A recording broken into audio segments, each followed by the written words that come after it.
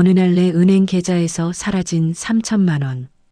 떨리는 그날의 이야기와 믿었던 이에게 배신당한 제 이야기를 들려드리겠습니다. 시작 전에 여러분, 구독과 좋아요, 알람 설정을 꼭 부탁드립니다. 72세의 이영자는 하루 일과가 정해져 있었다. 아침 6시, 알람이 울리기 전에 눈이 떠지는 건 이제 습관이 되었다. 남편 재호가 살아있을 때도 그랬다. 그는 늘 여보, 당신은 시계보다 정확해라며 웃곤 했다. 이불을 개고 마루로 나가면 제일 먼저 하는 일은 커피를 내리는 것이었다. 핸드드립으로 천천히 정성스럽게. 커피 향이 집안에 퍼지면 그제야 하루가 시작되는 기분이 들었다. 마당으로 나가 화분들에게 물을 주는 시간도 빠뜨리지 않았다. 오늘도 고맙다. 예쁘게 피워줘서. 혼잣말 같지만 영자는 진심으로 그렇게 말했다. 남편이 세상을 떠난 지 벌써 8년째였다. 처음엔 혼자 사는 게 막막했다. 밤마다 텅 빈 침대 옆자리가 차가웠고 아침에 일어나면 누가 먼저 일어났나 확인하던 습관이 남아 자꾸 옆을 돌아보곤 했다. 하지만 시간이 흐르면서 영자는 조금씩 적응해 갔다. 이제는 혼자 밥을 먹는 것도, 혼자 TV를 보는 것도 익숙해졌다. 자식들은 모두 도시로 떠났다. 큰딸은 호주에서 간호사로 일하고 있었고, 작은 아들은 서울에서 회사를 다녔다. 명절 때나 얼굴을 보는 게 고작이었다. 엄마, 거기서 계속 사실 거예요? 서울로 오세요. 아들은 가끔 그렇게 말했지만 영자는 고개를 저었다. 여기가 편해. 내 아버지도 여기 계시고. 남편의 산소는 뒷산에 있었다. 일주일에 한 번씩 찾아가 풀을 뽑고 이야기를 나누는 게 영자의 일과 중 하나였다. 시골집은 고요했다. 가끔 지나가는 마을버스 소리, 개 짖는 소리, 바람에 흔들리는 나뭇잎 소리가 전부였다. 하지만 영자는 그 고요함이 좋았다. 복잡한 도시보다 훨씬 마음이 편했다. 그날도 평소처럼 작은 라디오를 켜놓고 청소를 하던 중이었다. 라디오에서는 오래된 가요가 흘러나오고 있었다. 이미자의 동백아가씨. 영자는 빗자루질을 하며 흥얼거렸다. 그런데 갑자기 휴대폰이 진동을 울렸다. 띠링. 영자는 빗자루를 세워두고 탁자 위에 휴대폰을 집어들었다. 화면에는 낯선 문자가 떠 있었다. 국민은행 고객님의 계좌에서 3천만 원이 출금되었습니다. 이게 뭐야? 손이 덜덜 떨렸다. 영자는 급히 안경을 찾아 쓰고 다시 문자를 읽었다. 혹시 잘못 본 건 아닐까? 혹시 스팸인가 싶어 몇 번이나 눈을 비볐다. 하지만 문자는 분명했다.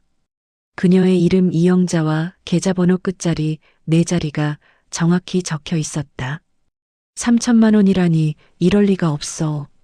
영자는 손을 떨며 휴대폰을 꼭 쥐었다. 머릿속이 하얘졌다. 3천만 원이면 그녀가 평생 모은 돈의 거의 전부였다.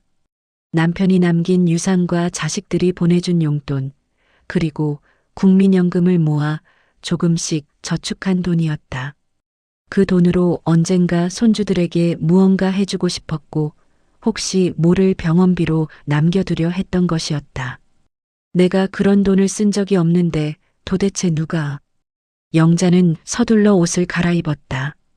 평소 같으면 천천히 움직였을 그녀가 그날만큼은 뛰다시피 했다. 지갑을 챙기고 현관문을 나서는데 손이 계속 떨렸다. 대문 앞에서 한참을 서 있다가 마을버스 정류장으로 향했다. 버스는 하루에 4번밖에 오지 않았다. 다행히 30분만 기다리면 버스가 올 예정이었다. 영자는 정류장 벤치에 앉아 휴대폰을 들여다봤다. 문자를 다시 읽고 또 읽었다. 혹시 꿈은 아닐까 싶어 뺨을 꼬집어 보기도 했다. 아팠다. 현실이었다. 버스가 도착했다. 영자는 버스에 올라 은행이 있는 읍내까지 40분을 달렸다.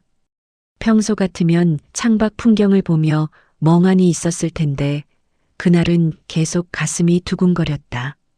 옆자리 아주머니가 어디 편찮으세요? 라고 물었지만 영자는 괜찮아요 라고만 답했다. 은행에 도착한 건 오전 11시쯤이었다. 영자는 서둘러 번호표를 뽑았다. 대기 인원이 8명이었다. 의자에 앉아 기다리는데 심장이 터질 것 같았다. 옆 사람들의 대화 소리도 들리지 않았다. 오로지 머릿속에는 3천만 원이라는 숫자만 맴돌았다. 한참을 기다려 드디어 영자의 차례가 왔다. 저 제 계좌에서 돈이 빠져나갔다는데요. 여기 문자 좀 봐주세요. 영자는 떨리는 손으로 휴대폰을 직원에게 내밀었다. 젊은 여직원은 차분하게 문자를 확인하더니 컴퓨터를 두드리기 시작했다. 몇 분간 침묵이 흘렀다. 영자는 숨도 제대로 쉴 수 없었다. 고객님 확인해 보니 정상 거래입니다. 네, 정상 거래요? 네, 따님 명의로 서명이 되어 있습니다. 딸이요? 제 딸은 지금 호주에 있어요. 한국에 없다고요. 영자의 목소리가 커졌다. 주변 사람들이 쳐다봤지만 신경 쓸 겨를이 없었다. 직원은 당황한 얼굴로 잠시만요. 확인해 보겠습니다라며 안쪽 사무실로 들어갔다. 영자는 의자에 주저앉았다. 다리에 힘이 풀렸다. 주변이 빙글빙글 도는 것 같았다. 몇 분 후 직원이 돌아왔다. 그리고 서류 한 장을 내밀었다. 죄송하지만 이건 고객님 명의의 위임서가 있습니다. 서류상으로는 합법적인 거래입니다. 위임서요? 전 그런 거 쓴 적 없는데요. 여기 도장이 찍혀 있고 서명도 되어 있습니다. 확인해 보시겠습니까? 영자는 서류를 받아들었다. 거기에는 분명 이영자라는 이름과 그녀의 도장이 찍혀 있었다. 서명란에도 삐뚤빼뚤한 글씨로 자신의 이름이 적혀 있었다. 이건 내가. 영자는 말을 잇지 못했다. 머릿속이 복잡했다.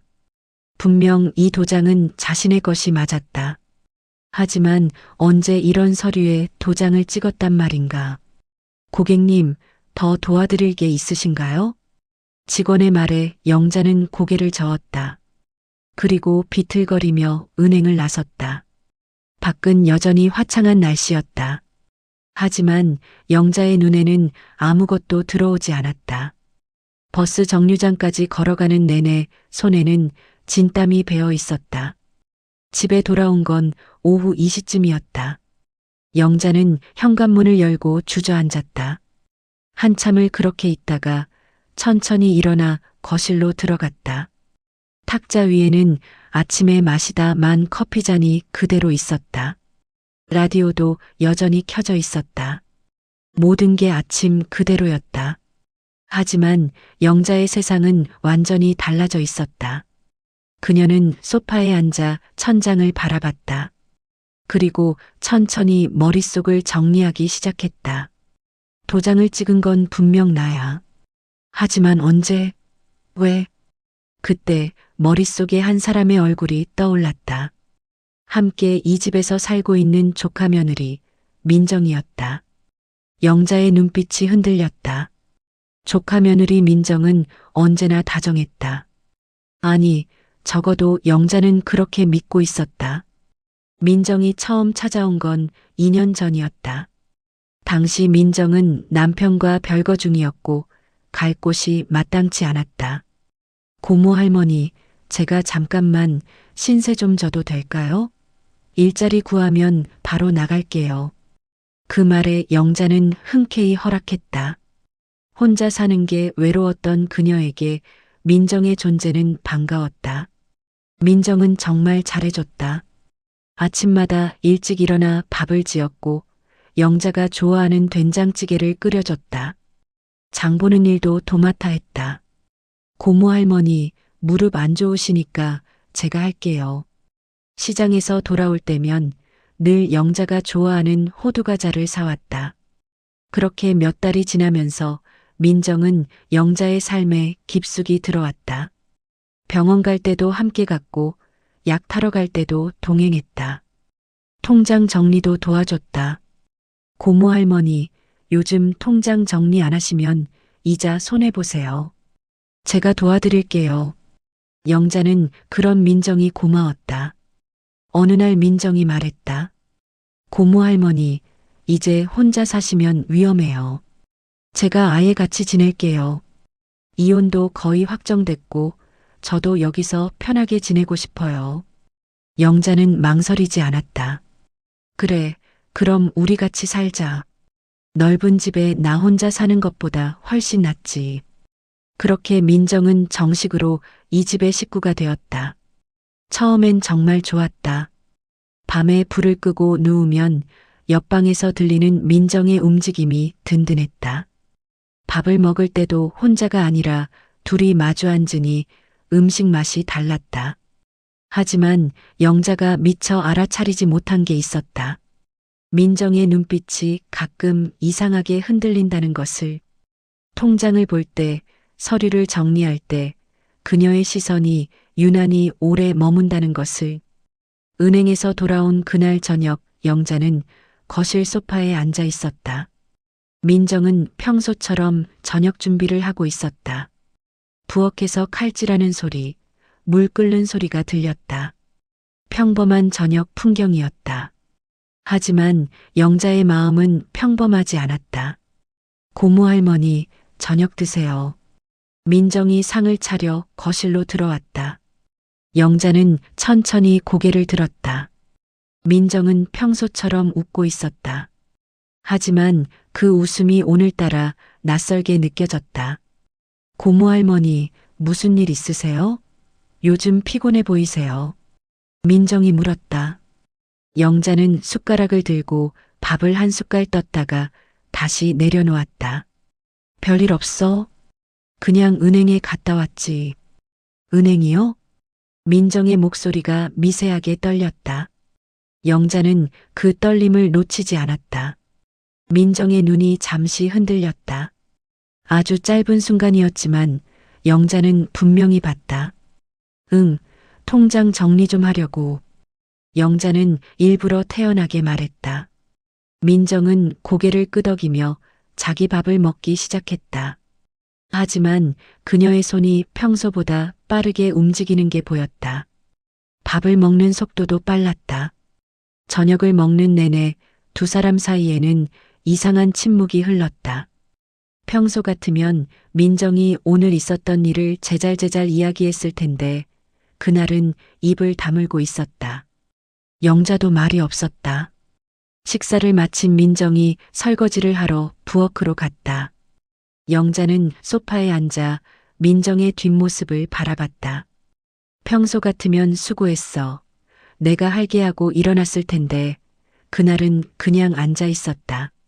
민정은 설거지를 마치고 먼저 들어가 쉴게요라며 자기 방으로 들어갔다.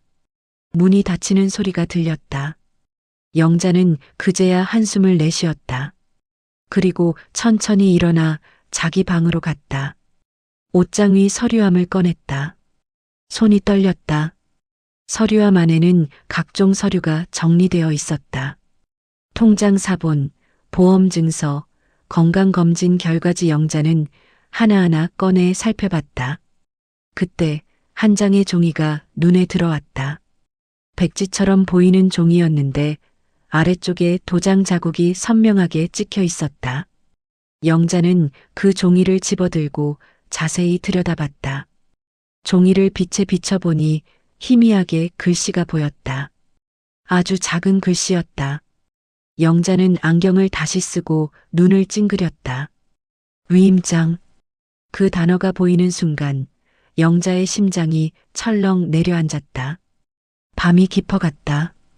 영자는 잠을 이룰 수 없었다. 천장을 바라보며 지난 한 달간의 일들을 떠올렸다. 한 달 전쯤이었다. 민정이 웃으며 말했다.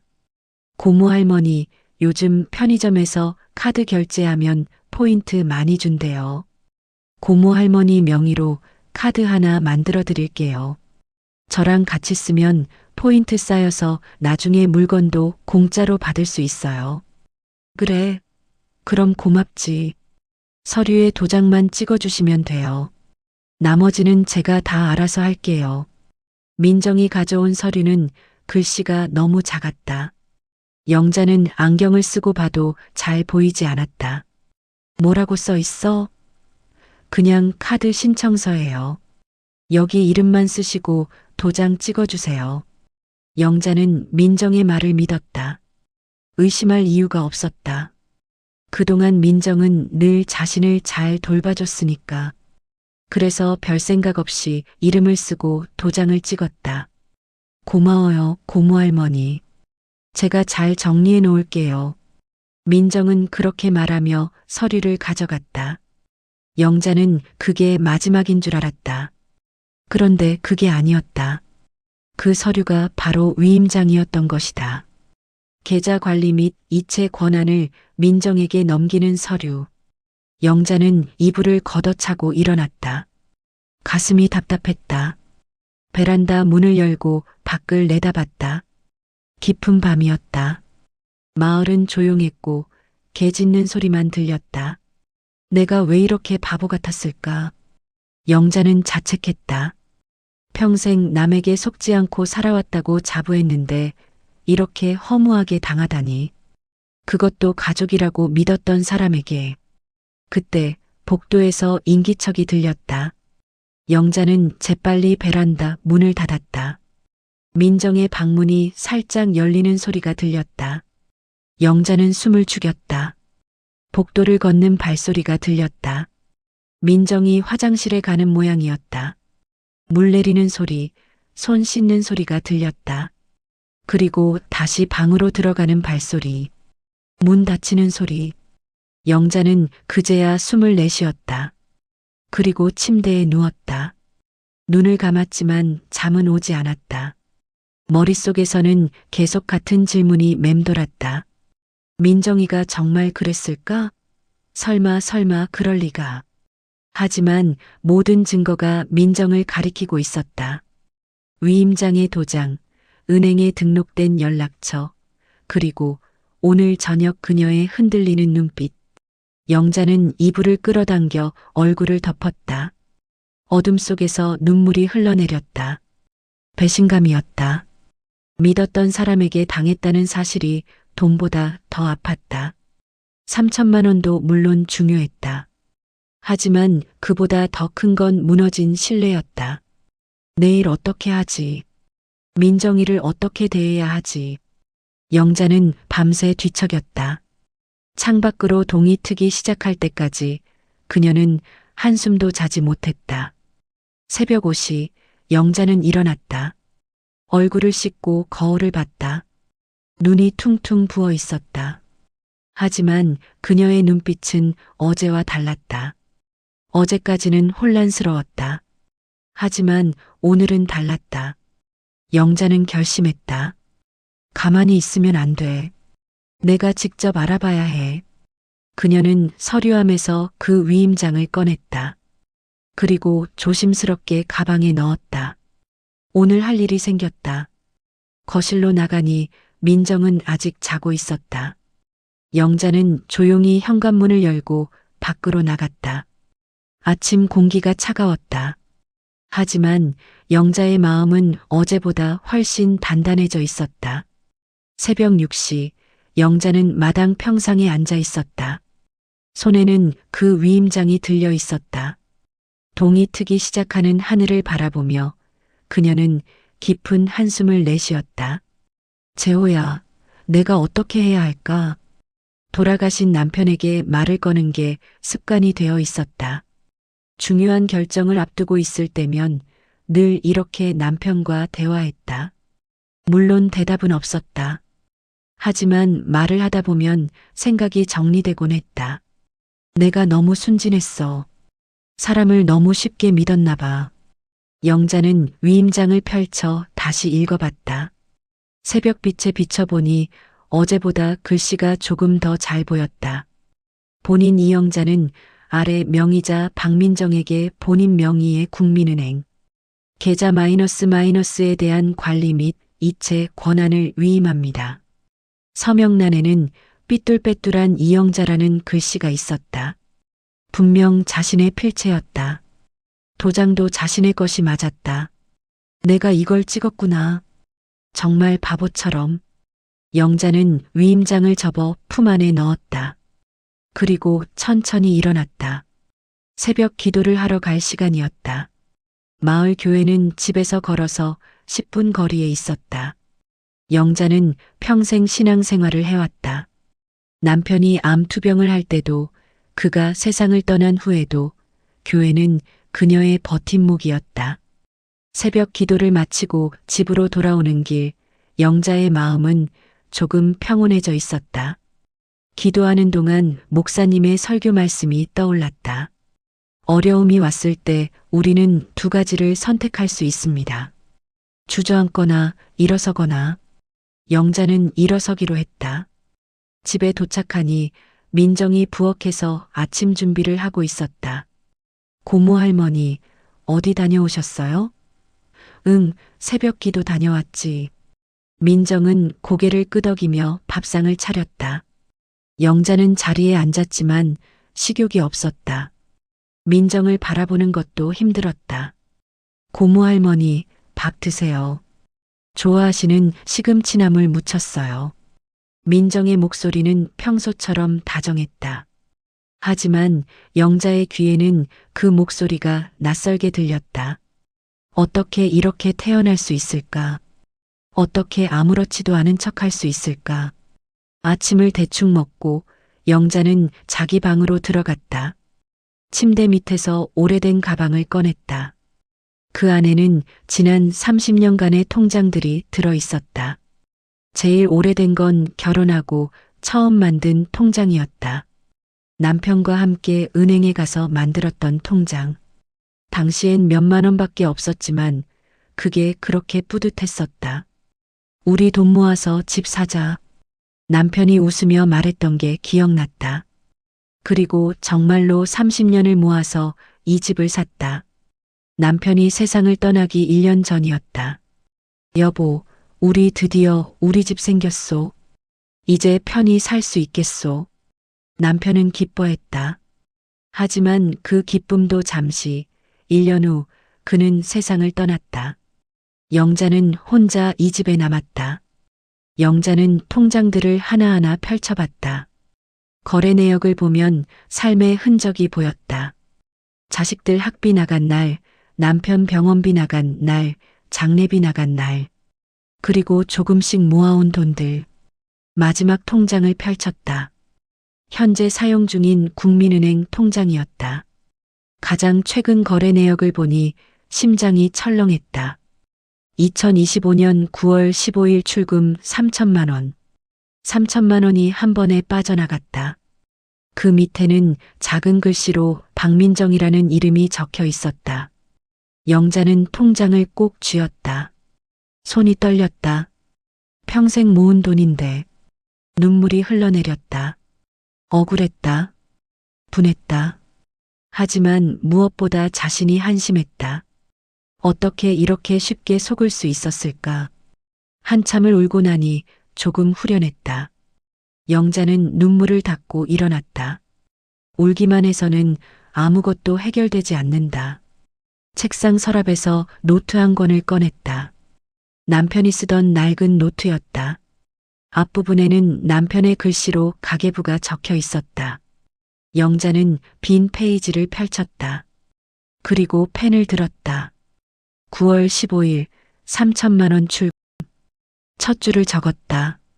그 다음 줄에는 박민정 명의라고 적었다. 그리고 하나하나 기억나는 것들을 적어 내려갔다. 8월 20일경 민정이 서류 가져옴.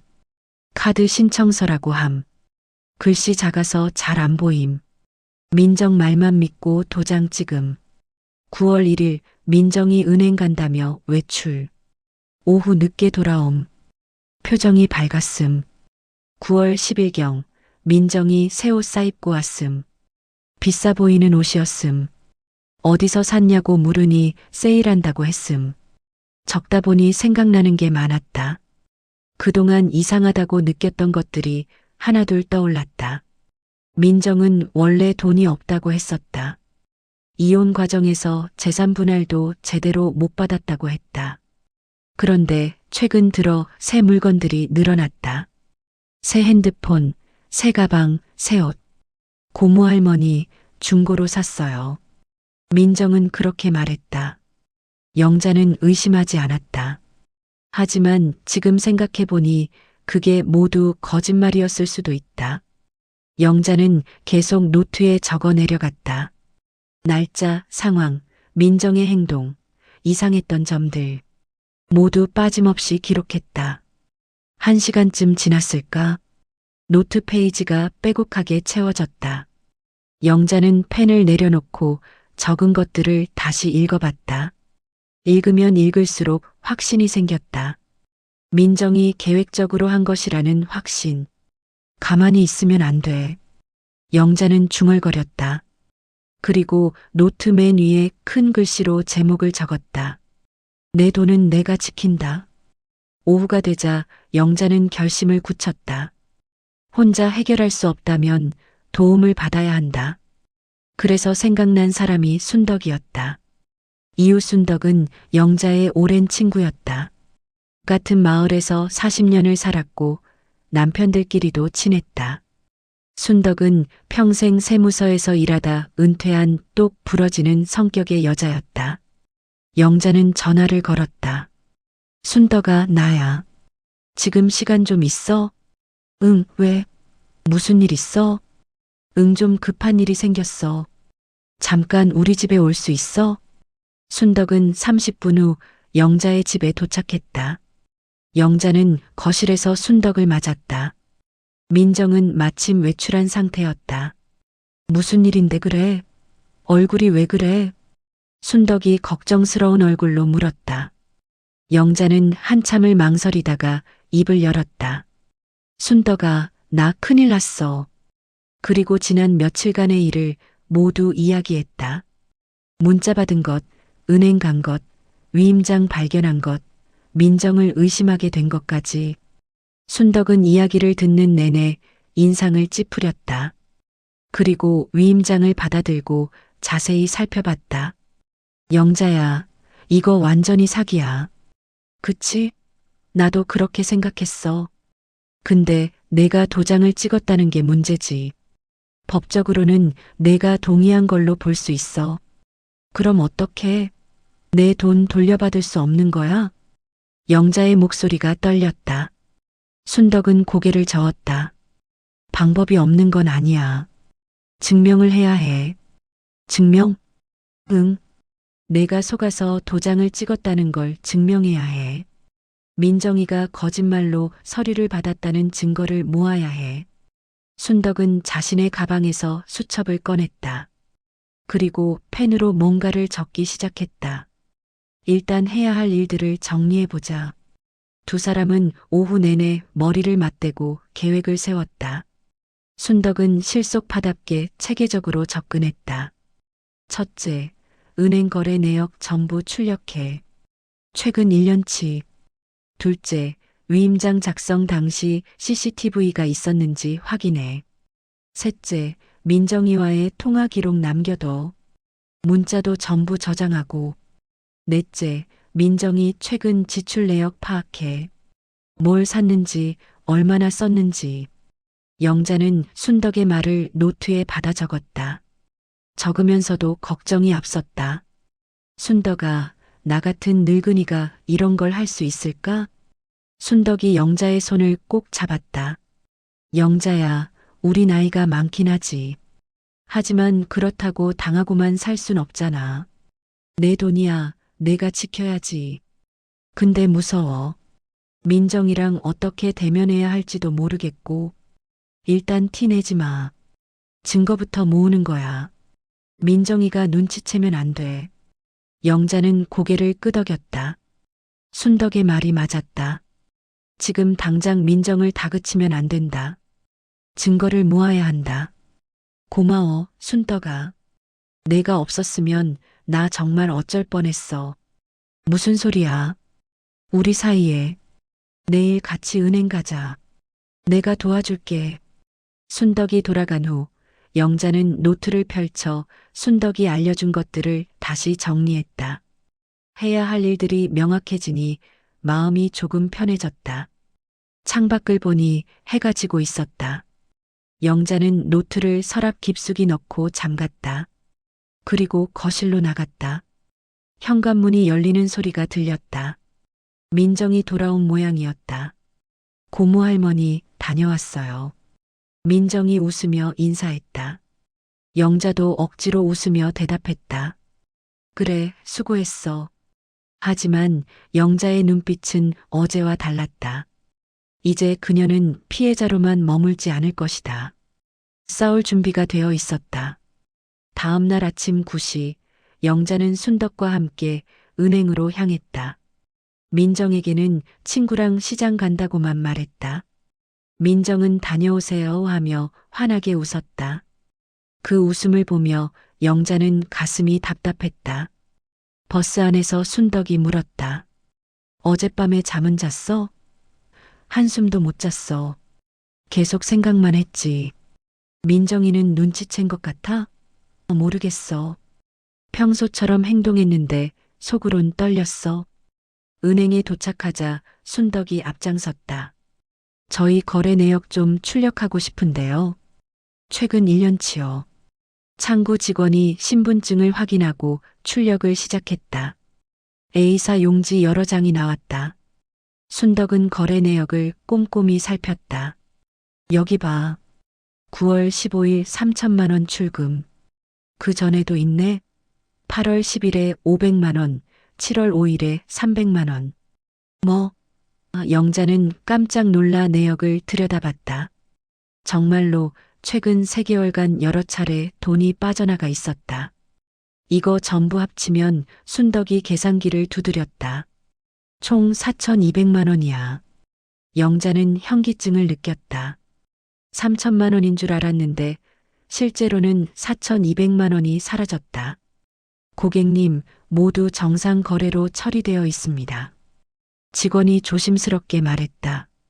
위임장이 있어서 법적으로 문제없는 거래예요. 순덕이 날카롭게 물었다. 위임장 작성할 때 CCTV 영상 남아있나요? 확인해 보겠습니다. 직원이 잠시 자리를 비웠다가 돌아왔다. 죄송하지만 3개월 전 영상은 이미 삭제되었습니다. 저희는 한 달치만 보관하거든요. 영자는 한숨을 내쉬었다. 순덕은 포기하지 않았다. 그럼 위임장 원본은 있겠네요? 네, 있습니다. 복사 좀 해주실 수 있어요? 직원은 잠시 망설이다가 잠시만요 하며 다시 안으로 들어갔다. 몇 분 후 위임장 사본을 가지고 나왔다. 순덕은 위임장을 자세히 살폈다. 영자도 옆에서 들여다봤다. 분명 자신의 도장이 맞았다. 서명도 자신의 필체였다. 하지만 글씨 내용은 처음 보는 것이었다. 영자야, 이거 내가 읽어보고 찍었어? 아니, 민정이가 카드 신청서라고 했어. 글씨가 너무 작아서 안 보였거든. 그럼 속은 거지. 명백한 사기야. 순덕은 직원에게 물었다. 이 위임장, 고객이 내용을 제대로 이해했는지 확인하는 절차가 있나요? 직원은 난처한 표정을 지었다. 원칙적으로는 본인이 직접 와서 신청해야 하는데 위임장이 있으면 대리인도 가능합니다. 그게 문제라는 거예요. 본인은 내용도 모르고 도장만 찍었다고요. 순덕의 목소리가 높아졌다. 주변 사람들이 쳐다봤다. 고객님, 일단 본점에 문의해 보겠습니다. 연락처 남겨주시면 됐어요. 우리가 직접 알아볼게요. 순덕은 영자의 팔을 잡고 은행을 나섰다. 밖에 나오자 영자가 물었다. 순덕아, 이제 어떡하지? 경찰서 가야 해. 경찰서? 응. 이건 명예도용이야. 사기 혐의로 신고해야 해. 영자는 멈춰섰다. 근데 민정이가 감옥 가는 거 아니야? 당연하지. 범죄를 저질렀으니까. 그래도 그에도 사정이 있었을 거야. 시댁 빚도 있다고 했고. 순덕이 영자의 어깨를 잡았다. 영자야, 정신 차려. 그 애가 널 가족이라고 생각했으면 이렇게 했겠어?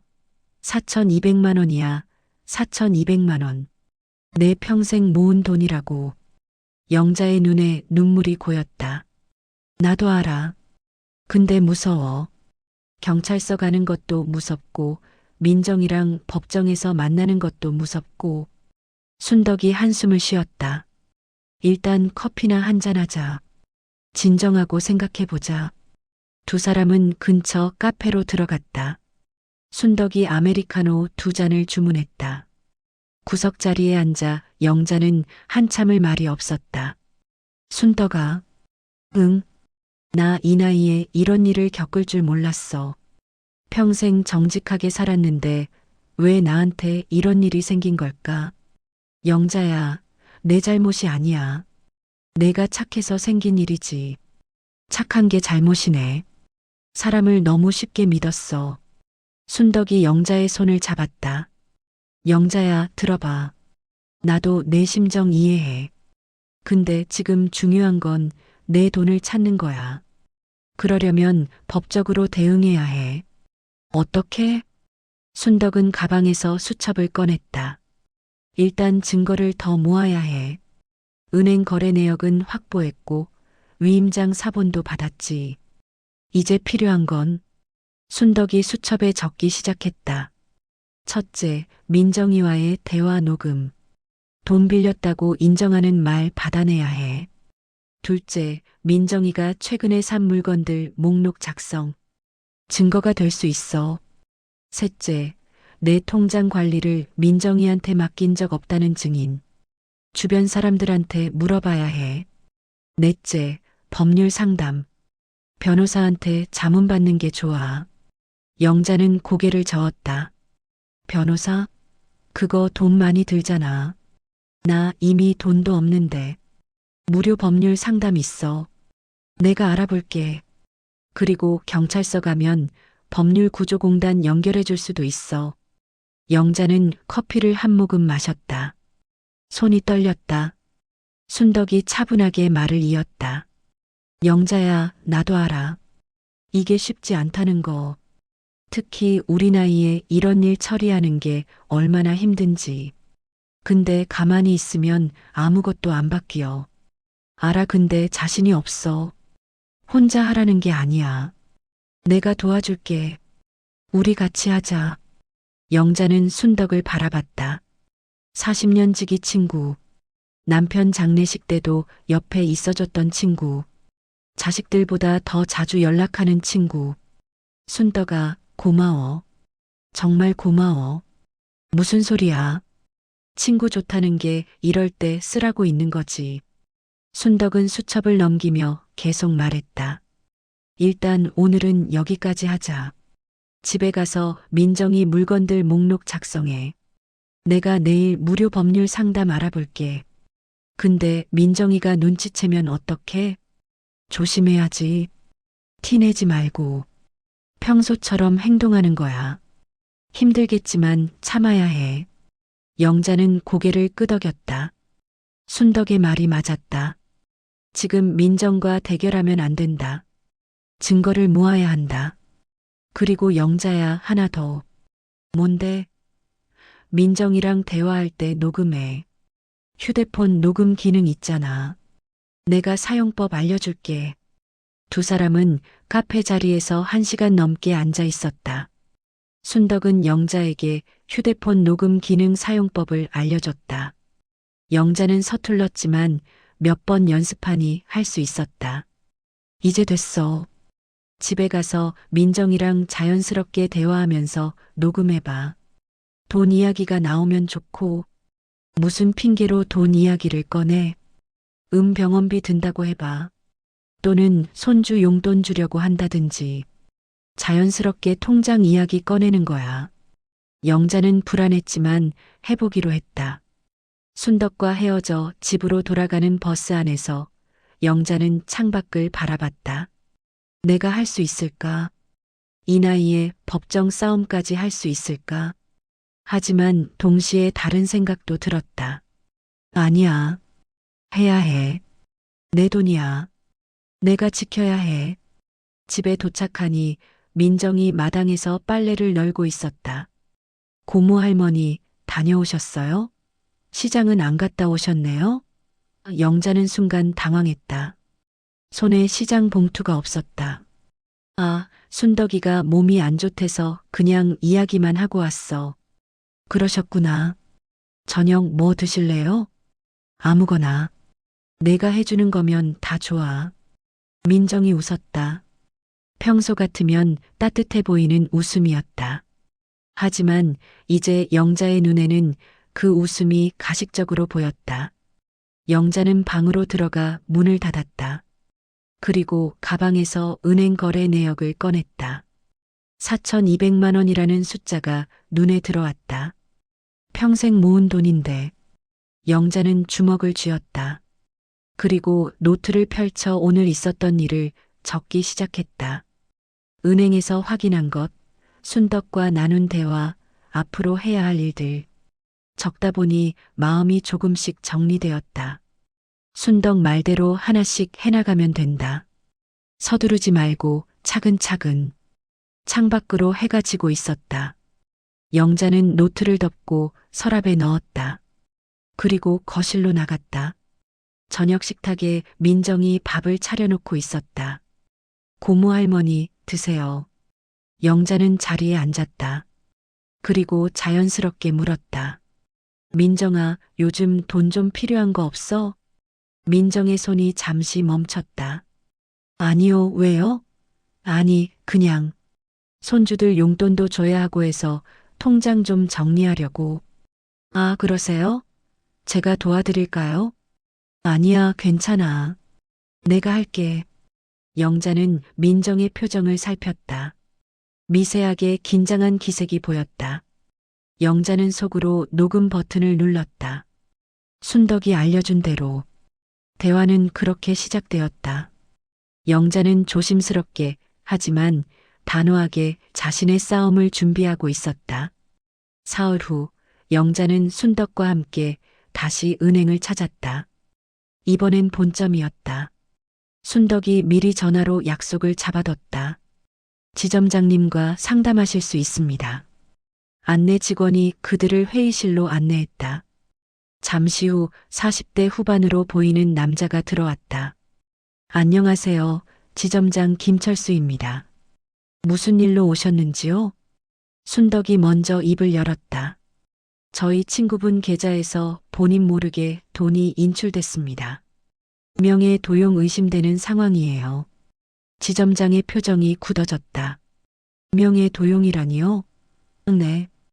위임장이 있긴 한데 고객이 내용을 모르고 서명했습니다. 영자가 떨리는 목소리로 말했다. 제가 그냥 카드 신청서인 줄 알았어요. 글씨가 작아서 안 보였거든요.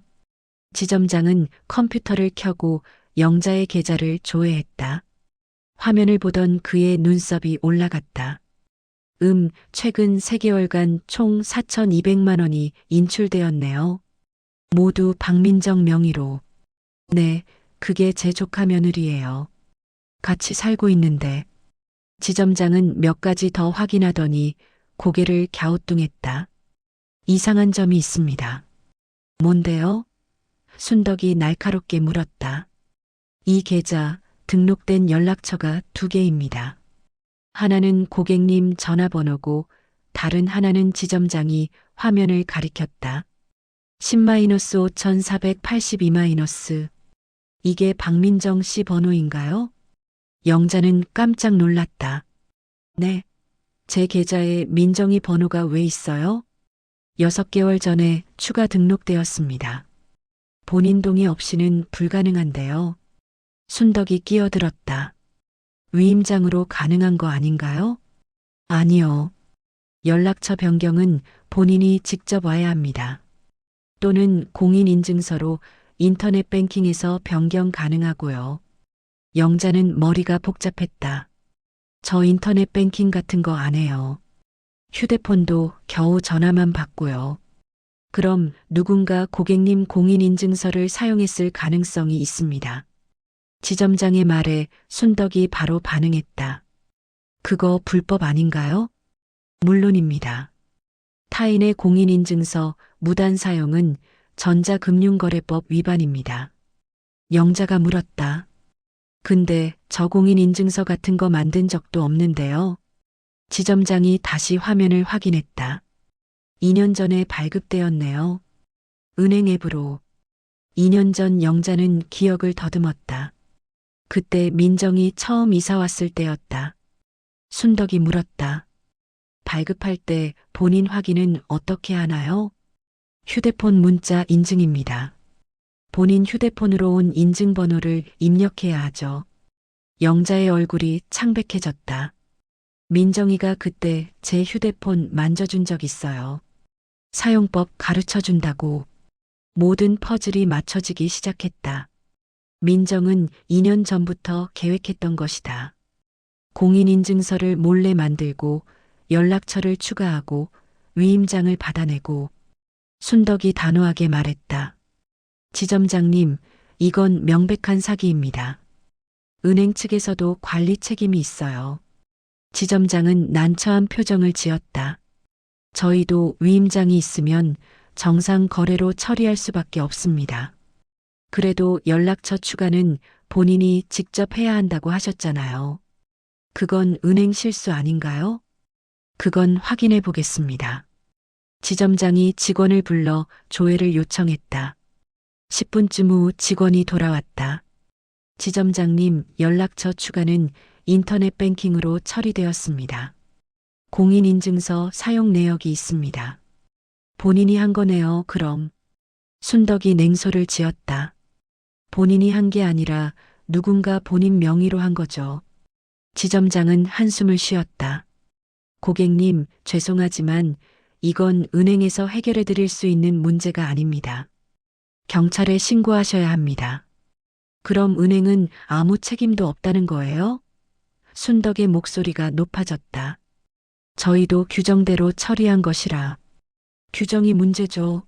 노인 고객이 명예 도용당하는데 아무 장치가 없잖아요. 회의실 안이 긴장감으로 가득 찼다. 영자는 순덕의 팔을 잡았다. 순덕아, 됐어. 우리 그냥 가자. 영자야, 이건 아니야. 은행도 잘못했어. 지점장이 조심스럽게 말했다. 고객님, 일단 계좌 사용을 정지시켜 드리겠습니다. 더 이상의 피해를 막으려면요. 그래 주세요. 지점장은 몇 가지 절차를 처리했다. 계좌 정지 완료했습니다. 그리고 이건 받아가세요. 그가 서류 한 장을 건넸다. 모든 거래 내역 상세 내역입니다. 경찰 신고할 때 필요하실 겁니다. 영자는 서류를 받아들었다. A사 용지 5장이었다. 3개월간의 모든 입출금 내역이 적혀 있었다. 감사합니다.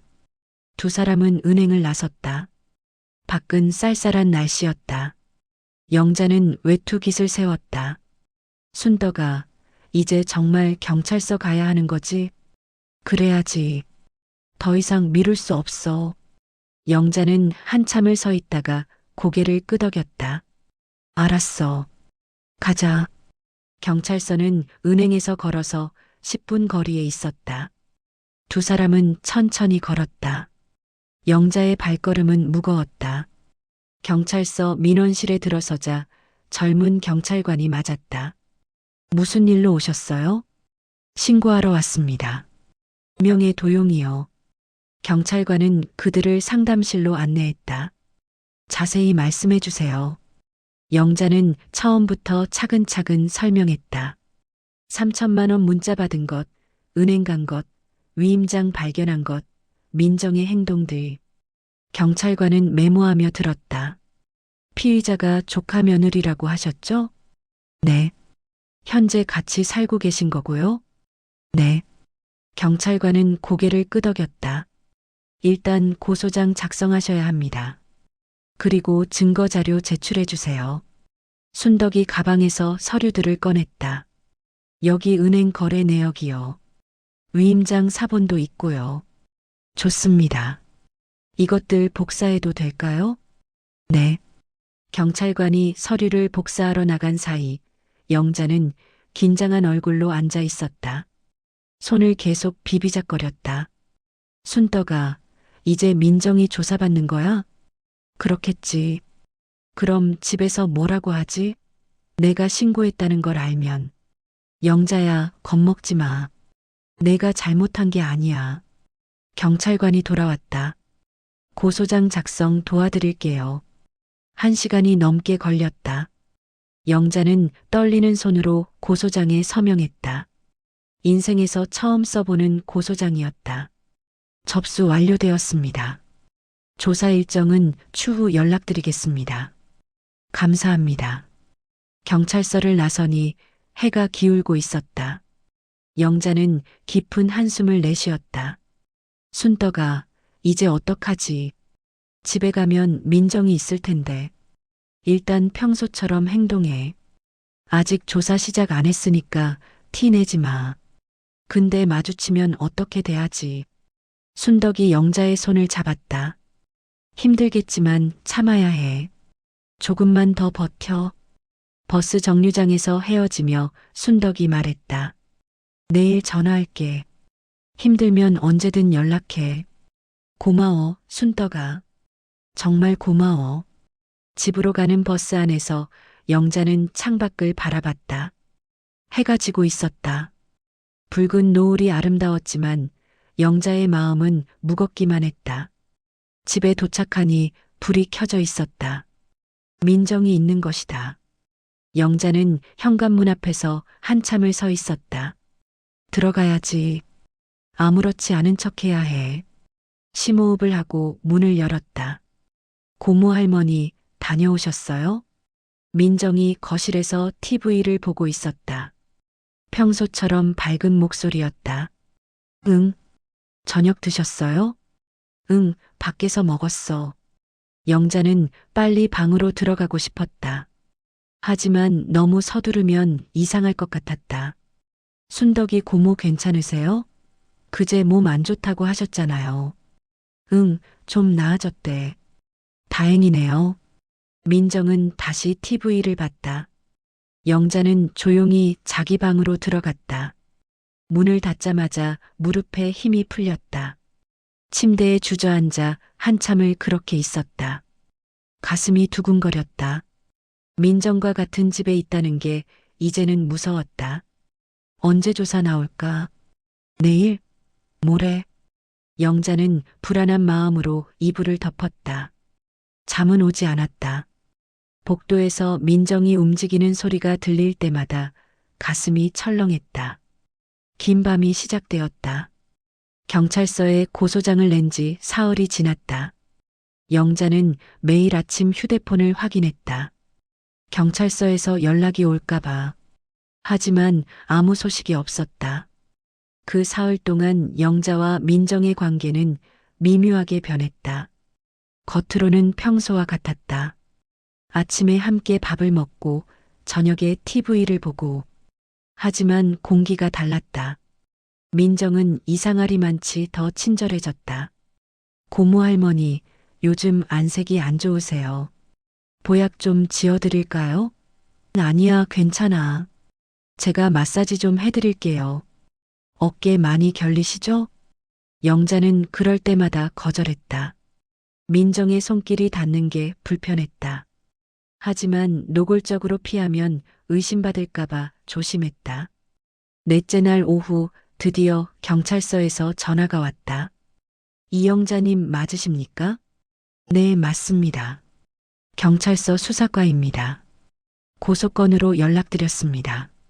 내일 오전 10시에 출석해 주실 수 있으세요? 네, 알겠습니다. 전화를 끊자마자 영자는 순덕에게 연락했다. 순덕아, 내일 경찰서 가래. 같이 가줄 수 있어? 당연하지. 내일 9시에 내 집 앞으로 갈게. 그날 저녁 영자는 일찍 잠자리에 들었다. 민정에게는 피곤해서 먼저 잔다고만 말했다. 방문을 닫고 누웠지만 잠이 오지 않았다. 내일이면 모든 게 시작되는구나. 뒤척이다가 새벽 2시쯤 겨우 잠들었다. 그런데 꿈을 꿨다. 민정이 영자의 방에 들어와 통장을 뒤지는 꿈. 영자가 소리를 지르려 하는데 목소리가 나오지 않았다. 아! 영자는 식은땀을 흘리며 깼다. 꿈이었다. 시계를 보니 새벽 5시. 밖은 아직 어두웠다. 영자는 일어나 세수를 했다. 거울 속 자신의 얼굴이 초췌해 보였다. 며칠 사이 살이 빠진 것 같았다. 옷장에서 제일 단정한 옷을 꺼내 입었다. 경찰서에 갈 때 흐트러진 모습으로 가면 안 될 것 같았다. 검은색 바지에 하얀 블라우스. 남편 장례식 이후 처음 입어보는 옷이었다. 9시 정각, 순덕이 도착했다. 준비됐어? 응. 두 사람은 조용히 집을 나섰다. 다행히 민정은 아직 자고 있었다. 경찰서로 가는 버스 안에서 순덕이 물었다. 긴장돼? 많이. 괜찮아. 사실대로만 말하면 돼. 경찰서에 도착하자 안내 직원이 그들을 수사과로 안내했다. 복도를 걷는데 다리에 힘이 없었다. 이영자님, 이쪽으로 오세요. 40대 정도로 보이는 남자 형사가 그들을 조사실로 안내했다. 저는 이 사건 담당 형사 박진수입니다. 앉으세요. 영자는 의자에 앉았다. 순덕도 옆에 앉았다. 형사는 파일을 펼치며 말했다. 고소장 잘 받았습니다. 몇 가지 확인할 게 있어서 모셨습니다. 네. 먼저 피고소인 박민정과의 관계를 다시 한번 말씀해 주시겠습니까? 영자는 천천히 설명했다. 민정이 2년 전에 이사 온 것, 함께 산 것, 친절했던 것, 그리고 위임장 사건. 형사는 메모하며 들었다. 위임장에 서명할 때 내용을 읽어보셨습니까? 아니요. 글씨가 너무 작아서 안 보였어요. 민정이가 카드 신청서라고 해서 믿었어요. 카드 신청서라고 명확히 말했나요? 네. 편의점에서 쓸 카드 만들어준다고 했어요. 형사가 고개를 끄덕였다. 그럼 속은 거네요. 기망행위가 있었다고 볼 수 있습니다. 영자는 안도의 한숨을 쉬었다. 형사가 믿어주는 것 같았다. 그런데 한 가지 문제가 있습니다. 뭔가요? 피고소인이 돈을 언제 돌려주겠다고 했다면 사기보다는 횡령에 가깝습니다. 처벌 수위가 다릅니다. 순덕이 끼어들었다. 그래도 범죄는 범죄 아닌가요? 물론입니다. 다만 구체적인 혐의를 정확히 해야 해서요. 형사는 몇 가지 질문을 더했다. 민정의 생활 패턴, 최근 지출 내역, 돈이 어디에 쓰였는지 아는지 등. 민정 씨가 최근에 큰 지출을 한 흔적이 있나요? 새 옷이랑 가방을 샀어요. 비싸 보였어요. 그리고 휴대폰도 최신 기종으로 바꿨고요. 사진 같은 증거 있으세요? 영자는 고개를 저었다. 생각을 못했어요. 순덕이 말했다. 집에 가서 촬영하면 안 될까요? 좋습니다. 그렇게 하세요. 증거가 많을수록 좋습니다. 조사는 1시간 정도 걸렸다. 마지막으로 형사가 말했다. 이번 주 안으로 피고소인을 소환하겠습니다. 그 전에 티 내지 마시고요. 네, 알겠습니다. 경찰서를 나서며 순덕이 물었다. 어때? 좀 나아졌어? 응. 형사님이 믿어주는 것 같아서 다행이야. 당연히 믿지. 증거가 다 있는데. 두 사람은 근처 식당에서 늦은 점심을 먹었다. 영자는 며칠 만에 제대로 밥을 먹는 것 같았다. 순덕아, 집에 가면 민정이 물건들 사진 찍어야 하는데 어떻게 하지? 민정이 외출할 때 해야지. 오늘은 뭐 한대? 모르겠어. 평일엔 보통 집에 있어. 그럼 핑계대고 나가 있으라고 해봐. 심부름 같은 거. 집으로 돌아오니 오후 3시였다.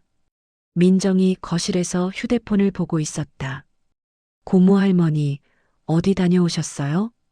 응, 병원 갔다 왔어. 몸 어디 불편하세요? 아니야, 정기검진. 영자는 방으로 들어가 문을 닫았다. 가슴이 두근거렸다. 민정에게 거짓말하는 게 이렇게 힘들 줄 몰랐다.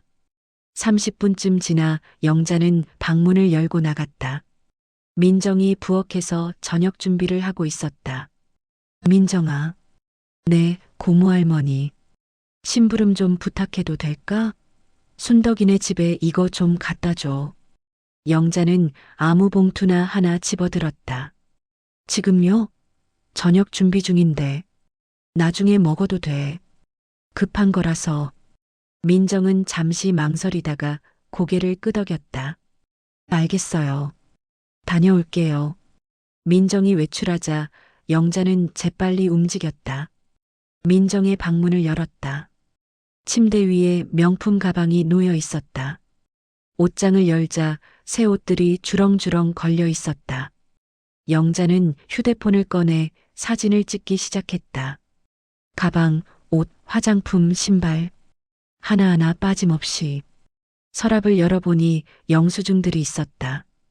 백화점 영수증, 온라인 쇼핑 영수증. 영자는 그것들도 사진으로 찍었다. 금액을 보니 깜짝 놀랐다. 가방 하나가 300만 원, 옷 한 벌이 150만 원.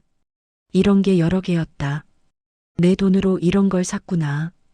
영자는 분노가 치밀었다. 하지만 지금은 감정을 억눌러야 했다. 증거 수집이 먼저였다. 10분쯤 지나 영자는 민정의 방을 나왔다.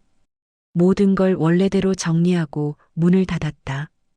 그리고 자기 방으로 들어가 사진들을 확인했다. 총 23장. 충분한 증거가 될 것 같았다. 30분 후 민정이 돌아왔다. 고모 할머니 다녀왔어요. 순덕이 고모가 고맙대요. 그래, 수고했어. 영자는 태연하게 대답했다. 하지만 속으로는 심장이 터질 것 같았다. 저녁 식사 시간. 두 사람은 마주 앉아 밥을 먹었다.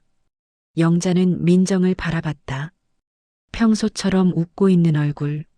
하지만 이제 그 얼굴이 낯설었다. 이 사람이 날 속였구나. 2년 동안 계획하고 속였어. 식사를 마치고 영자는 방으로 들어갔다. 순덕에게 문자를 보냈다. 사진 찍었어. 23장. 곧 답장이 왔다. 잘했어. 내일 경찰서에 보내. 영자는 휴대폰을 내려놓고 침대에 누웠다. 피곤했다. 몸도 마음도 지쳐 있었다. 그때 방문 밖에서 민정의 목소리가 들렸다. 고모 할머니, 주무세요? 영자는 숨을 죽였다. 고모 할머니? 문을 두드리는 소리. 영자는 대답하지 않았다. 잠든 척했다. 잠시 후 발소리가 멀어졌다. 영자는 그제야 숨을 내쉬었다. 조금만 더 버티자. 조금만 더. 그날 밤 영자는 또 악몽을 꿨다. 민정이 영자의 목을 조르는 꿈. 깨어나니 온몸이 땀으로 젖어 있었다. 새벽 3시. 영자는 잠을 포기하고 일어났다. 거실로 나가 물을 마셨다. 민정의 방에서 불빛이 새어나왔다. 아직 자지 않은 모양이었다. 영자는 조용히 자기 방으로 돌아왔다. 그리고 노트를 꺼내 오늘 있었던 일을 적었다. 경찰서 조사. 형사님 친절했음. 민정 물건 사진 찍음. 곧 소환 나갈 예정. 적다 보니 조금 마음이 정리됐다. 영자는 노트를 덮고 다시 누웠다. 창밖으로 동이 트기 시작했다. 긴 밤이 끝나가고 있었다. 하지만 영자는 알고 있었다. 더 긴 싸움이 이제 시작이라는 것을. 이틀 후 민정에게 경찰서 출석 통지서가 날아왔다. 택배기사가 벨을 눌렀을 때 마침 영자가 문을 열었다. 박민정님 계십니까? 아, 잠깐만요. 영자는 민정을 불렀다. 민정이 나와 서류를 받아들었다. 봉투를 뜯는 순간 그녀의 얼굴이 하얗게 질렸다. 경찰서 출석 요구서. 민정의 손이 떨렸다. 영자는 아무렇지 않은 척 물었다. 무슨 일이야? 저 잘 모르겠어요. 민정의 목소리가 갈라졌다. 그녀는 서류를 들고 자기 방으로 뛰어들어갔다.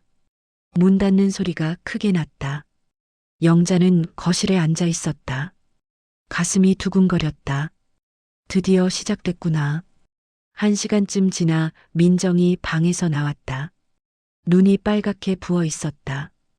울었던 모양이다. 고모 할머니. 민정의 목소리가 떨렸다. 왜 그래? 저 고모 할머니가 저를 고소하셨어요? 영자는 침착하게 대답했다. 응. 왜요? 왜 그러세요? 민정의 목소리가 커졌다. 영자는 천천히 일어나 민정을 똑바로 바라봤다. 내가 내 돈을 가져갔으니까. 잠깐만 빌린 거라고요. 곧 갚으려고 했어요. 빌렸다고? 내 허락도 없이? 영자의 목소리도 높아졌다. 평생 이렇게 큰 소리로 말해본 적이 없었다. 하지만 참을 수 없었다. 저한테도 사정이 있었어요. 시댁 빚을 갚아야 했고, 이혼 비용도 필요했고, 그게 내 돈을 훔쳐도 되는 이유가 되니? 훔친 게 아니에요. 빌린 거라고요. 빌리려면 물어봤어야지.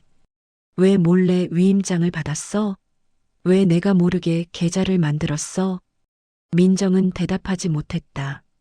그저 울기만 했다. 고모 할머니, 제발이요. 고소 취하해 주세요. 제가 다 갚을게요. 분할로라도 꼭 갚을게요. 민정아. 영자의 목소리가 낮아졌다. 내가 가져간 건 돈만이 아니야. 네. 믿음이야. 나는 너를 가족이라고 생각했어. 내 딸처럼 아꼈어. 영자의 눈에 눈물이 고였다. 근데 넌 날 이용했어. 2년 동안 계획하고 속였지. 그게 더 아파. 민정은 바닥에 주저앉아 울었다. 죄송해요. 정말 죄송해요. 저도 어쩔 수 없었어요. 어쩔 수 없었다고? 그럼 나는 어떡하라고? 평생 모은 돈이야. 그 돈으로 손주들 용돈도 주고 병원비도 쓰려고 했어. 영자는 한참을 침묵했다. 그리고 조용히 말했다. 민정아, 돈보다 더 큰 건 믿음이야. 그건 이제 끝났어. 고모 할머니, 제발. 나가줄래? 경찰 조사 끝날 때까지 여기 있기 힘들 것 같아. 민정은 고개를 들었다. 지금 당장요? 응. 오늘 안으로. 갈 데가 없어요. 그건 내가 알 바 아니야. 영자의 목소리는 단호했다. 민정은 더 이상 말하지 못하고 자기 방으로 들어갔다. 2시간 후 민정은 큰 가방 2개를 들고 나왔다. 눈은 여전히 빨갛게 부어 있었다. 고모 할머니. 잘 가. 영자는 돌아서 있었다. 민정의 얼굴을 보고 싶지 않았다. 현관문이 열리고 닫히는 소리가 들렸다. 그리고 정적. 영자는 그제야 소파에 주저앉았다. 온몸에 힘이 풀렸다. 눈물이 주르륵 흘러내렸다. 재호야, 내가 잘한 거 맞지? 돌아가신 남편에게 물었다. 대답은 없었다. 영자는 한참을 울었다. 다음 날 순덕이 집으로 찾아왔다. 영자야, 괜찮아? 응, 괜찮아. 민정이 나갔다며? 응. 어제. 순덕은 영자의 손을 잡았다. 잘했어. 쉽지 않았을 텐데. 순덕아, 내가 너무 매정한 걸까? 무슨 소리야? 내가 피해자야. 매정한 건 민정이지. 영자는 한숨을 쉬었다. 그래도 가족이었잖아. 가족이 더 조심해야 하는 거야. 가족이라는 이름으로 상처 주는 게 제일 나쁜 거지. 순덕의 말에 영자는 고개를 끄덕였다. 이제 뭐 해야 해? 경찰 조사 기다려야지. 곧 연락 올 거야. 일주일 후 영자는 다시 경찰서에 출석했다. 이번엔 민정도 함께였다. 하지만 다른 방에서 조사를 받았다. 형사가 영자에게 말했다. 피고 소인이 혐의를 일부 인정했습니다. 일부요? 사기는 아니고 횡령이라고 주장합니다. 빌린 것이지 훔친 게 아니라고요. 그게 무슨 차이가 있나요? 법적으로는 차이가 있습니다. 하지만 둘 다 범죄입니다. 형사는 서류를 넘기며 설명했다.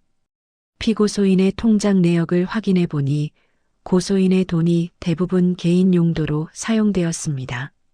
명품 구매, 여행 경비 등 시댁 빚 갚는 데는 안 썼단 거네요? 네. 일부만 빚상환에 사용했고 나머지는 개인 소비였습니다. 영자는 허탈했다. 민정의 말은 모두 거짓이었다. 그럼 어떻게 되는 건가요? 검찰로 송치될 예정입니다. 기소 여부는 검찰에서 결정하고요. 민정이는요? 구속까지는 안 될 것 같습니다. 초범이고 일부 반환 의사를 밝혔거든요. 영자는 고개를 끄덕였다. 조사를 마치고 나오는데 복도에서 민정과 마주쳤다. 민정은 영자를 보자 고개를 숙였다. 고모할머니. 영자는 그냥 지나쳤다. 더 이상 할 말이 없었다. 집으로 돌아와 영자는 진술서를 꺼냈다. 형사가 준비해달라고 한 문서였다. 법정에서 읽을 최종 진술서.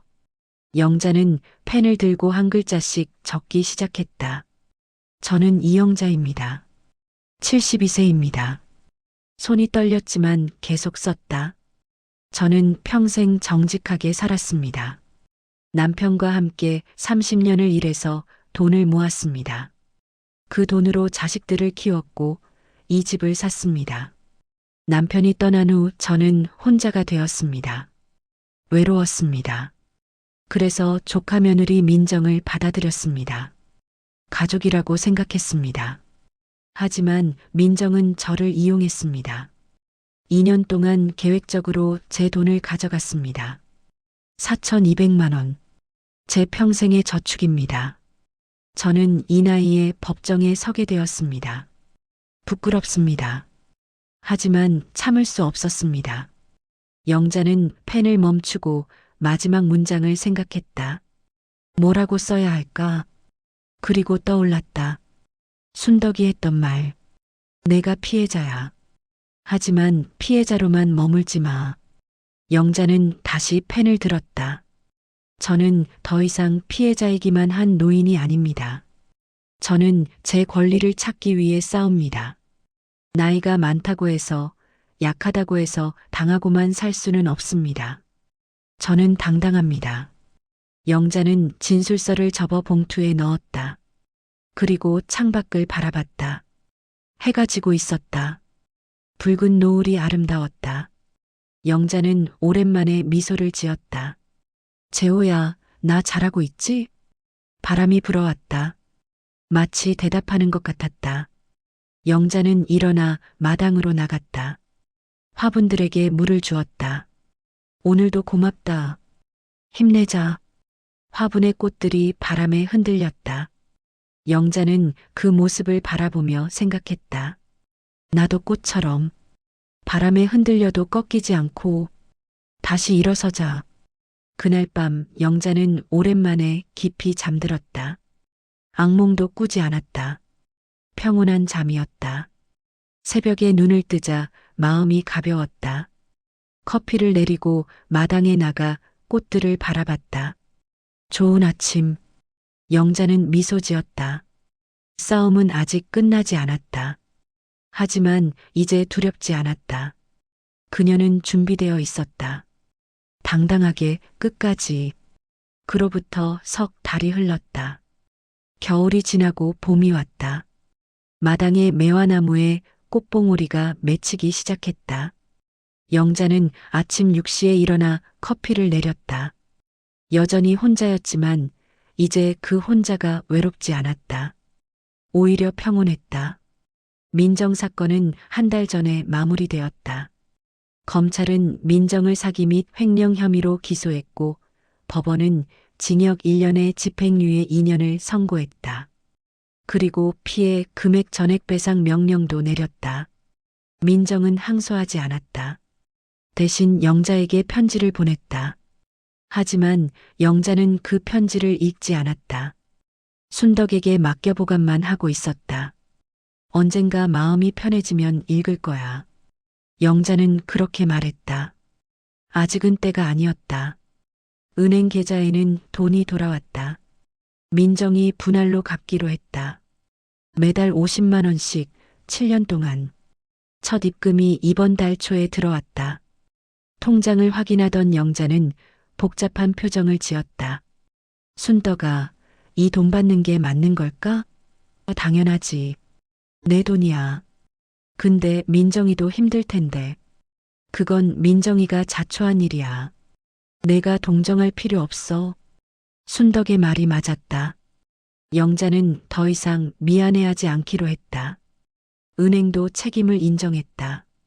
노인 고객의 위임장 처리 과정에 허점이 있었다는 걸 인정하고 재발 방지 대책을 마련했다. 그리고 영자에게 사과 편지를 보냈다. 이제 은행도 바뀌겠네. 순덕이 웃으며 말했다. 내 덕분에 다른 노인들도 보호받을 수 있게 됐어. 영자는 그 말이 위로가 되었다. 자신의 고통이 헛되지 않았다는 생각.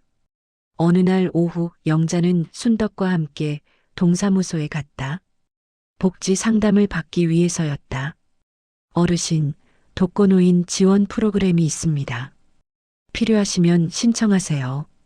젊은 공무원이 친절하게 설명했다. 또 금융 사기 예방 교육도 있어요. 한 달에 한 번씩 하는데 참여해 보시는 게 어떨까요? 금융 사기 예방 교육요? 네. 요즘 노인 대상 금융 범죄가 많아서요. 보이스피싱, 명예 도용, 위임장 사기 같은 것들 교육해 드립니다. 영자는 고개를 끄덕였다. 신청할게요. 좋습니다. 다음 주 화요일 오전 10시입니다. 집으로 돌아오는 길에 순덕이 물었다. 교육 받으러 갈 거야? 응. 나만 당하면 안 되잖아. 다른 사람들한테도 알려줘야지. 순덕이 영자의 어깨를 두드렸다. 그래, 그게 바로 내가 변한 거야. 내가 변했어? 응. 예전엔 당하고도 참기만 했을 텐데, 이제는 싸울 줄 알잖아. 영자는 웃었다. 그 말이 맞았다. 다음 주 화요일 영자는 동사무소 교육장에 갔다. 이미 여러 명의 노인들이 앉아 있었다. 대부분 70대 이상이었다. 강사가 들어와 교육을 시작했다. 오늘은 명예 도용 사기에 대해 알아보겠습니다. 스크린에 사례들이 나왔다. 영자가 겪은 것과 비슷한 사례들이었다. 가족이나 가까운 사람이 저지르는 경우가 많습니다. 믿고 있다가 당하는 거죠. 옆자리 할머니가 속삭였다. 맞아요. 우리 조카도 그랬어요. 통장을 맡겼다가 돈이 다 사라졌어요. 영자는 그 할머니를 바라봤다. 자신과 같은 처지였다. 신고하셨어요? 못했어요. 가족인데 어떻게 신고해요? 그래도 신고하셔야죠. 안 그러면 계속 당해요. 영자의 말에 할머니가 고개를 들었다. 그런가요? 저도 조카 며느리한테 당했어요. 4,200만 원. 근데 신고했어요. 지금은 돈 돌려받고 있어요. 할머니의 눈이 커졌다. 정말요? 어떻게 하셨어요? 영자는 자신의 경험을 차근차근 설명했다. 은행 간 것, 증거 모은 것, 경찰 신고한 것. 주변의 다른 노인들도 귀를 기울였다. 저도 비슷한 일 있었는데 그냥 참았어요. 저는 아들한테 당했어요. 근데 신고는 못하겠더라고요. 영자는 그들을 바라봤다. 모두 자신과 같은 얼굴이었다. 참고 당하고 포기한 얼굴들. 여러분, 영자가 입을 열었다. 나이가 많다고 해서 당하고만 살 순 없어요. 우리도 권리가 있어요. 교육이 끝난 후 몇몇 노인들이 영자에게 다가왔다. 저도 상담받고 싶은데 어디 가면 되나요? 경찰서요. 아니면 법률구조공단. 무료로 도와줘요. 영자는 자신이 알게 된 정보들을 나눴다. 그러면서 뿌듯함을 느꼈다. 내 경험이 누군가에게 도움이 되는구나. 집으로 돌아오는 길 영자는 순덕에게 전화했다. 순덕아, 나 오늘 좋은 일 했어. 뭔데? 사람들한테 내 경험 얘기해줬어. 다들 고맙다고 하더라. 그래, 잘했네. 순덕아, 나 생각이 있어. 무슨? 우리 동네에서 금융사기 예방 모임 만들면 어때? 노인들끼리 정보 공유하고 서로 도와주고. 순덕이 잠시 침묵하다가 말했다. 좋은데? 내가 도와줄게. 정말 고마워. 그날부터 영자와 순덕은 준비를 시작했다. 동사무소에 문의하고 복지관에 협조를 구했다. 한 달 후 은빛 지킴이 모임이 만들어졌다. 첫 모임에는 15명이 모였다. 모두 비슷한 경험이 있는 노인들이었다. 저는 보이스피싱 당했어요. 저는 자식한테 통장 빼앗겼어요. 저는 위임장 사기 당했어요. 하나씩 이야기를 나누며 그들은 서로 위로했다. 그리고 정보를 공유했다. 영자는 모임을 이끌며 말했다. 우리 혼자가 아니에요. 함께하면 당하지 않을 수 있어요. 모임은 점점 커졌다. 2달 후에는 30명이 넘었다. 동네 신문에도 소개되었다. 노인 금융 범죄 예방, 스스로 지킨다. 기사 제목이었다. 사진에는 영자와 순덕이 함께 찍혀 있었다. 어느 날 저녁 영자는 혼자 마당에 앉아 있었다. 매화꽃이 활짝 피어 있었다. 향기가 좋았다. 휴대폰이 울렸다. 호주에 있는 딸이었다. 엄마, 나 수진이야. 그래, 딸. 엄마, 신문 기사 봤어. 인터넷에 떴더라. 우리 엄마 대단하시네. 영자는 웃었다. 뭐가 대단해? 그냥 할 일 했을 뿐이지. 엄마, 괜찮으세요? 그 사건 때문에 많이 힘드셨죠? 응, 힘들었지. 근데 이제 괜찮아. 오히려 배운 게 많아. 뭘 배우셨는데요? 나도 아직 할 수 있다는 거. 나이가 많아도 포기하면 안 된다는 거. 딸이 잠시 침묵했다. 엄마, 자랑스러워요. 영자의 눈시울이 붉어졌다. 고맙다, 딸아. 전화를 끊고 영자는 하늘을 바라봤다. 별들이 반짝였다. 재호야, 보고 있어? 나 잘하고 있지? 바람이 불었다. 영자는 그 바람을 남편의 대답으로 받아들였다. 다음 날 아침 영자는 순덕과 함께 커피를 마셨다. 영자야, 이제 뭐 할 거야? 뭐긴 뭐야. 계속 이렇게 살지. 스마트폰 뱅킹도 배운다며? 응. 다음 주에 은행에서 교육한대. 같이 갈래? 좋지. 나도 배워야지. 두 사람은 웃었다. 순덕아. 응? 고마워. 내가 없었으면 못 이겨냈을 거야. 무슨 소리야? 내가 잘한 거지. 아니야. 우리 둘이 함께해서 이긴 거야. 순덕이 영자의 손을 잡았다. 맞아. 우리 함께니까. 창밖으로 봄 햇살이 환하게 비쳤다. 마당의 매화꽃이 바람에 흔들렸다. 영자는 오래된 통장을 꺼내 서랍에 조심스레 넣었다. 이제 그 통장은 과거였다. 새로운 통장, 새로운 시작이 있을 것이다. 거울을 보니 주름이 더 깊어진 것 같았다. 하지만 그 주름 속에는 단단한 무언가가 빛나고 있었다. 자존심, 용기, 그리고 희망. 영자는 미소 지었다. 좋아. 오늘도 시작해보자. 그녀는 커피잔을 들고 마당으로 나갔다. 화분들에게 물을 주며 말했다. 오늘도 고맙다. 우리 함께 피어나자. 꽃들이 바람에 흔들리며 대답하는 것 같았다. 영자의 하루가 시작되었다. 72세, 여전히 배우고 싸우고 성장하는 여자. 나이는 숫자일 뿐이었다. 중요한 건 마음, 포기하지 않는 마음. 영자는 알고 있었다. 앞으로도 어려움은 있을 것이다. 하지만 이제 두렵지 않았다. 혼자가 아니니까. 싸울 줄 아니까. 그리고 무엇보다 자신을 믿으니까. 봄바람이 불어왔다. 새로운 계절, 새로운 시작. 영자는 환하게 웃으며 하루를 맞이했다.